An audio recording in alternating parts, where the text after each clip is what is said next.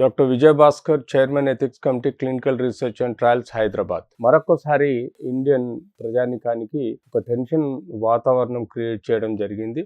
ఇది ఆస్ట్రాజెనికా అనే ఒక వ్యాక్సిన్, కోవిషీల్డ్ అనేది ఏదైతే ఇండియాలో అది పూనా బేస్ మ్యానుఫ్యాక్చర్డ్, ఏదైతే పూణే వాళ్ళ కంపెనీలో ఇది జరిగిందో, ఇది ఫస్ట్ ఆక్స్ఫర్డ్ యూనివర్సిటీ కనుగొన్న ఈ వ్యాక్సిన్ ని మన ఇండియాలో పూనాలో తయారు చేయడం జరిగింది.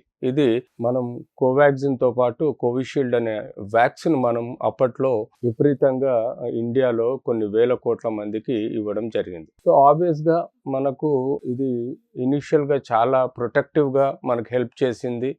నో డౌట్ దీని యొక్క ఎఫికసీ కూడా అప్పుడు ఆల్మోస్ట్ 86 to 90% ఉందిగా భావించడం జరిగింది. కానీ ఈరోజు దీని యొక్క సైడ్ ఎఫెక్ట్స్ యూరోప్లో తెలుసుకోవడం జరిగింది. ఎందుకంటే యూరోప్లో దాదాపుగా ఆన్ అన్ యావరేజ్గా స్టడీ చేసిన వాళ్ళల్లో 36 మంది స్టడీ చేస్తే 18 మంది చనిపోవడం అన్నది ఈ క్లాటింగ్ ఎఫెక్ట్ ఏర్పడడం, అంటే ప్లేట్లెట్ కౌంట్ తగ్గిపోవడం వలన క్లాటింగ్ ఎఫెక్ట్ పెరిగిపోయి థ్రోంబోసైటోపీనియా అంటాం. సో దీని వలన మనకు సిండ్రోమ్ డెవలప్ అయ్యి క్లాట్స్ హార్ట్లో పోయి బ్లాక్ చేసి, రక్తనాళాలను బ్లాక్ చేసి హార్ట్ అటాక్ రావడం లాంటివి మనం ఈ మధ్య విరివిగా చూస్తూ ఉన్నాం. సో టెక్నికల్ గా చూస్తుంటే మరి చాలా మంది కోవిషీల్డ్ తర్వాత హార్ట్ అటాక్ తో చనిపోవడం అన్నది మనం చూసాం. ఎంతో మంది సెలబ్రిటీస్, రాజ్ కుమార్ లాంటి హీరో, గౌతమ్ రెడ్డి లాంటి మినిస్టరు, అలాగే తారక్ రత్నాని హీరో, అలాగే ఎంతో మందిని ఈవెన్ 18 ఏళ్ల నుంచి 80 ఏళ్ళ మధ్యలో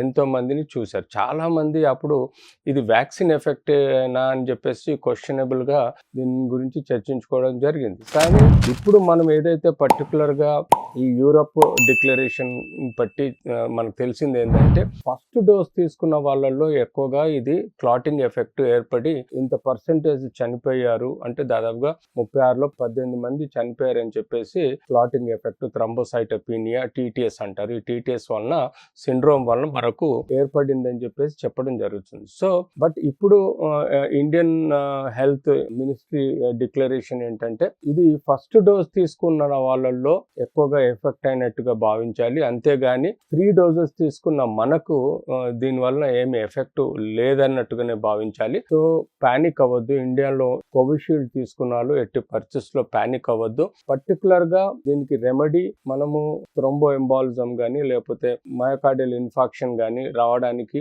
మనకు ప్రివెంటివ్ మెజర్స్ కింద యాంజియోగ్రామ్స్ చేసుకుంటే దీనిలో మనకు రూల్ అవుట్ అయ్యే ఆస్కారం ఉంటుంది. సో రెగ్యులర్ గా ప్లేట్లెట్ కౌంట్ చెక్ చేసుకోవడము, ప్లేట్లెట్ కౌంట్ బట్టి కూడా మనం ఈ థ్రోంబోసైటోపీనియా ఉండడం, లేకపోతే టీటీఎస్ అనే ప్రాబ్లం డెవలప్ అయ్యే సమస్యల గురించి మనం ఆలోచించుకోవాల్సిన అవసరం ఉంది.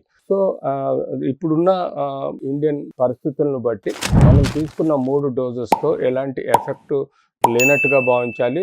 మన దగ్గర కూడా చాలా తక్కువ మంది చనిపోవడం జరిగింది. అది వేరియస్ కారణాల వలన, ఒక ఇన్ఫ్లమేటరీ డిజీజ్ లంగ్ ని డ్యామేజ్ చేయటం వలన దానిలోని మైక్రో క్లాట్స్ డిస్లాడ్జ్ అయ్యి హార్ట్, బ్రెయిన్, అలాగే లంగ్ టిష్యూస్లలో బ్లాక్ చేయటం వలన మనకు ఎమర్జెన్సీ ప్రాబ్లమ్స్ డెవలప్ అయ్యి కొన్ని సమస్యలు ఉత్పన్నమైనవి. దానికి సమృద్ధిగా మనం స్టెరాయిడ్స్, అంతేకాకుండా యాంటీవైరల్ డ్రగ్స్, అలాగే యాంటీ ఇన్ఫ్లమేటరీ డ్రగ్స్ ఇవ్వడం వలన మనకు ఐసీయూలో చాలా వరకు రికవర్ అయ్యారు.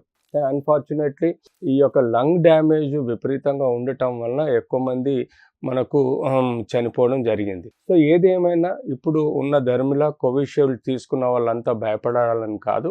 వాళ్ళు జాగ్రత్తగా ప్లేట్లెట్ కౌంట్ చూసుకుంటూ, ఈసీజీ తీసుకుంటూ, వాళ్ళకు ఎలాంటి కాంప్లికేషన్స్, సైడ్ ఎఫెక్ట్స్ రాకుండా చెక్ చేసుకుంటూ ఉంటే తప్పనిసరి పరిస్థితుల్లో మనము స్పెసిఫిక్ ట్రీట్మెంట్, అంటే రక్త పల్చన అవడానికి తీసుకోవాల్సిన మెడికేషన్, ఎకోస్ప్రిన్ కానీ లేకపోతే ఇతరత్ర medicines as per the cardiologist suggestion ప్రకారం రెగ్యులర్గా తీసుకోవాలి. ఫిజిషియన్ అండర్ కేర్లో కూడా ఉంటే మనకు ఎలాంటి సమస్యలు వచ్చే ఆస్కారం ఉండదు.